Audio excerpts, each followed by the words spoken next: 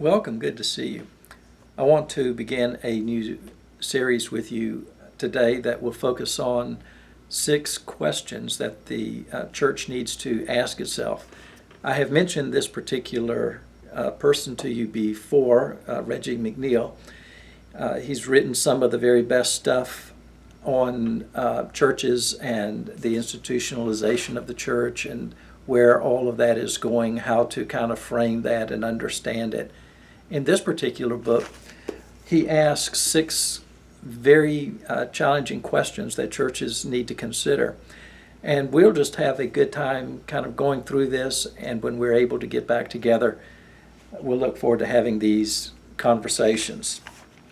Each one of these start with a particular reality, and I think that all of us will be able to see this reality and understand that it is a part of our culture, and from that reality able to pursue the conversation about where the church is, what the landscape looks like, what is happening in the institutional church. So let's begin. Reality number 1 is this: there is a collapse of the church culture. What he's saying is that in our particular culture, the church culture, which for many years, decades, has been a very favored kind of culture, has lost its ability to withstand or sustain itself in today's culture. As you know, it wasn't all that many years ago that the community kind of adopted church culture. Churches kind of had a say in what happened in communities, in the rhythm of things. And the community was very much more a church-centric kind of community. We are in the collapse of that kind of thinking, that kind of cultural response to community. And churches obviously need to recognize what is happening in the culture and the collapse of the institutional church. And by the way, that doesn't mean the collapse of the church, it just means the collapse of the institutional vision of the church, the institutional version of the church. God's church is doing fantastic. It always has, it always will.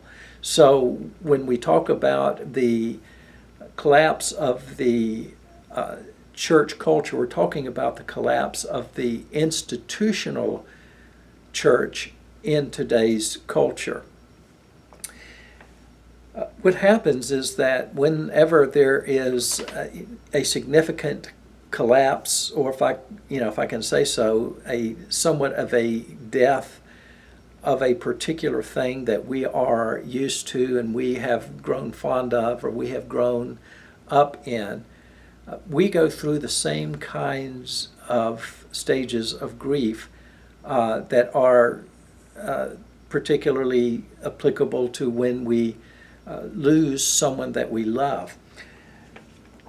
In churches, the stages of grief over the loss of a culture which is supportive of the institutional church are those same stages. For example, there is denial, there's anger, there is bargaining, there is depression, and finally there is acceptance.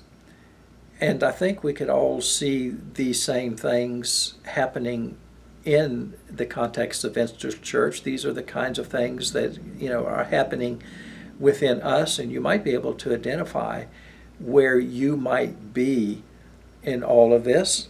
Some people are just denying that culture is not as open to church as it once was. I think most people have probably moved on from that original denial and are probably in stages of anger, because it is heartbreaking and it is frustrating. And there is a certain sense in which a number of people are probably at a stage where anger is their response to the loss of church culture. Some people are bargaining with God. If we just ramp up these programs, would you just not bless us for another 3 years or another decade? If we just be more faithful can we not have church like it was back 3 decades ago? Some people are experiencing depression. Ultimately, the goal is for all of us to experience acceptance. And the journey through the stages of grief that apply to us when we lose loved ones are the same stages that apply to us when we are talking about the loss of the institutional church. But do not despair. There is great news, and that is that God's redemptive mission is never lost. God is just doing stuff in our world, and He is inviting us to partner with Him in what He is doing. The institutional church typically forces us now to have to make some very difficult decisions. It has been interesting for those who have been talking with people who leave the institutional church to try to assess why it is they leave. Interestingly, there are 2 basic reasons. One is that those who leave say that the institutional church has become disconnected from life and culture. They no longer see the relevance of the church. The second reason is that individuals feel like the institutional church is getting in the way of them having a vibrant and lively faith. So their leaving of the institutional church is not a denial or a walking away from the faith. It is rather an attempt to preserve their faith. So 2 very different, interesting responses to why people seem to be leaving the institutional church. There are also 2 wrong responses that churches can make that swing in the opposite directions. One is the church can take on a refuge mentality. That simply means that people recognize that culture is less accepting of the church than it used to be, that churches do not have the impact that they once had in culture. And so the numbers of the membership, as they shrink and shrink and shrink, people kind of feel like they need to hold on to each other and create a community or create a place or create a space that can go as long as possibly can into time, that can sail across the seas as far as they can possibly sail before succumbing to the elements. And there is a refuge mentality. We need to be, if culture is going to be disconnected from us, we need to be disconnected from culture. That certainly is not representative anywhere in the Old Testament or the New Testament of the mission of God. God calls a people, for example, out of Egypt, and He puts them on mission. He invites them to be missionaries to the world, but their temptation is to go into a refuge mentality, and rather than seeing themselves as the instrument through which God blesses the world, they kind of circle the wagons and turn inward on themselves and only see themselves as a people that God would bless. Churches do the same thing, or there's the temptation to do the same thing, to kind of circle the wagon, kind of circle around the institutional church and ask God to bless it, rather than realizing that as a people of God, our mission and our goal and our calling is to partner with God on His mission. So one way that the church has gone off in a direction that is not healthy has been to be disconnected from the culture. The other response is just as unhealthy and is the opposite response, and that is for the church to sell out to the culture. The church looks around, it realizes that it is losing ground in its influence in culture, and so it decides to sell out, be a part of culture in every way that it can. That also is not a way that the Bible at any point depicts how God uses his people on his redemptive mission. He did not ask the Israelites to sell out to the cultures around them. He never asked the church to sell out to the culture that is around them as well. So as we are facing very difficult questions, must keep reminding ourselves, let's not fall in the ditch on either side of these. In each of these conversations, there is a wrong question and then there is a tough question. The wrong question is, how do we do church better? That's the temptation question. We think, okay, the church is not where it used to be with its influence in culture and its place in culture, so how do we do things better? One response is to try to do program fixes, to try to think of all of the ways or all of the things that we could implement in a church that would help to recapture its membership or its life. And there is a very interesting list of a number of things over the last couple of decades that churches have tried to do to fix or address the issue. Now, some of these are actually very good, and some of them bear fruit. It's just that they alone are not the fixes to a deep fundamental question. But here are a number of them, and you'll probably recognize them. And probably many of us have tried some of these along the way.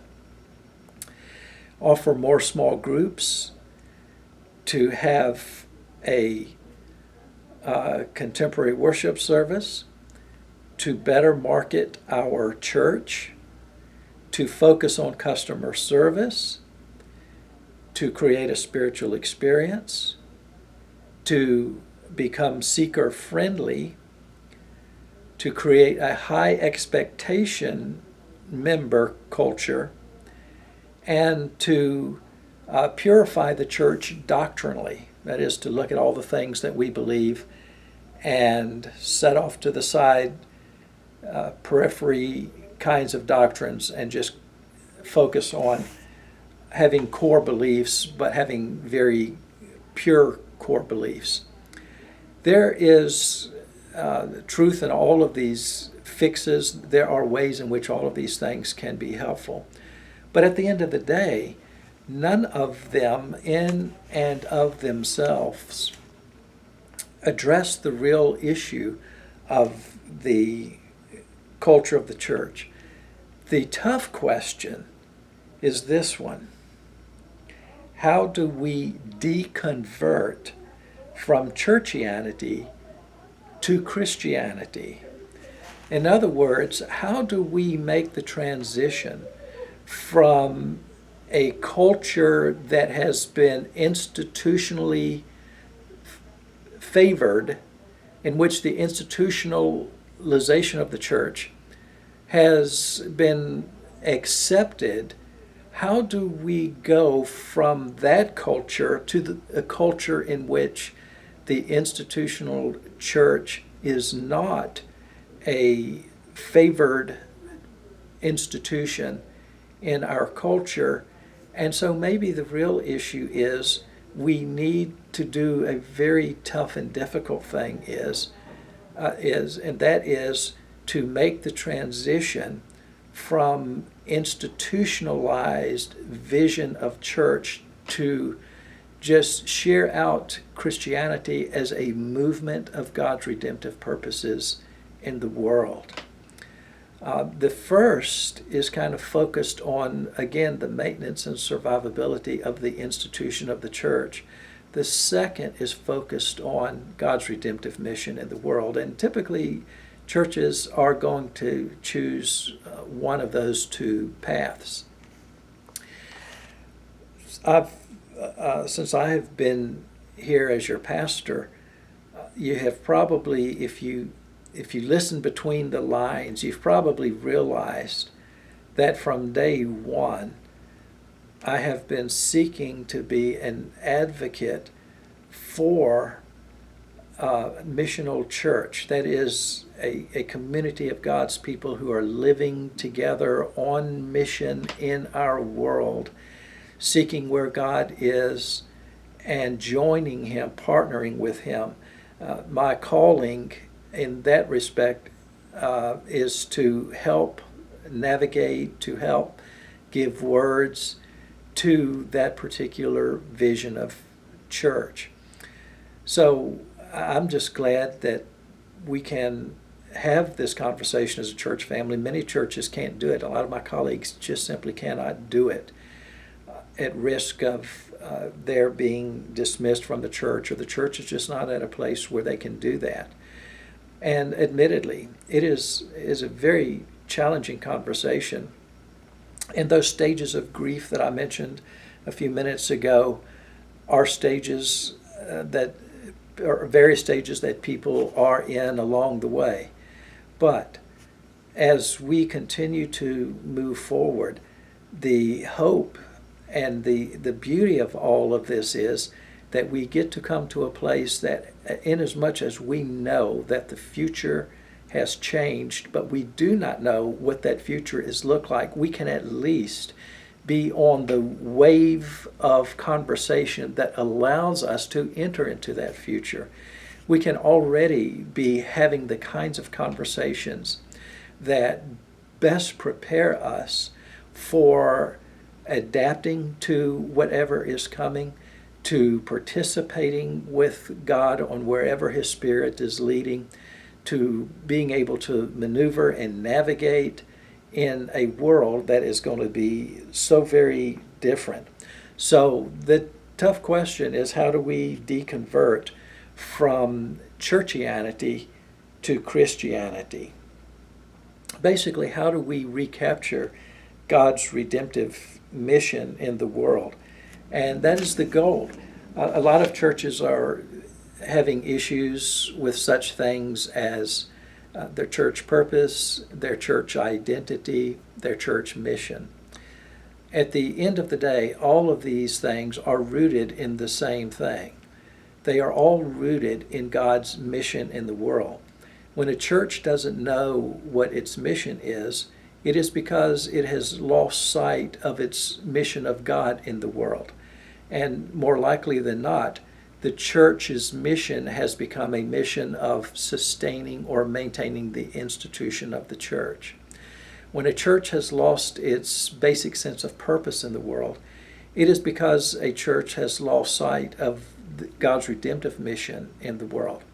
When a church recaptures with God's redemptive mission in the world, it recaptures its identity. This is the reason why we are here. This is the reason we exist as a church family, as a community of believers. We exist for the purpose of God's mission in the world.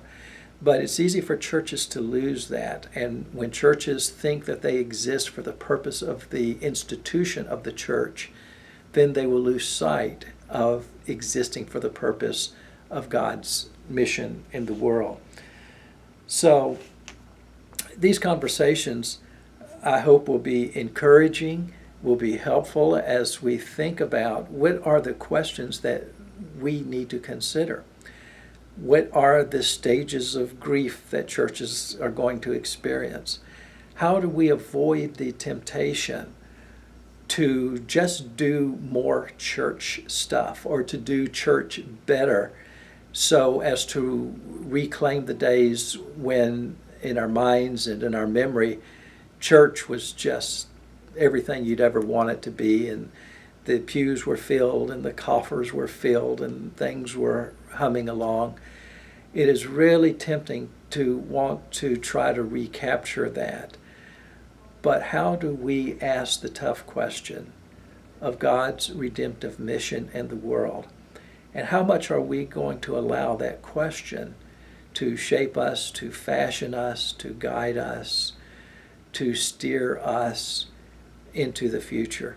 So I look forward to this part of the journey. And in the next number of weeks, we'll be talking about other realities and other tough questions that churches we'll need to ask. But this is a really good start. It's a great place to begin. And I hope that you will find it liberating. I hope that you'll find it renewing, encouraging. You can feel God's Spirit as we explore together, as we face the future together. And I'm glad that we all have each other to be community together, to pray for each other, to accept the challenges which will be uniquely ours. So I look forward to the days ahead. I look forward to our conversations, and I hope you'll have an opportunity to reflect, to pray on some of the things that we are talking about. And when we are together, we will look forward to putting these conversations out in front of all of us, and as a church family, being able to share together, pursue together, pray together, be together. So I'll look forward to seeing you next time. Hope you have a great week. Thank you.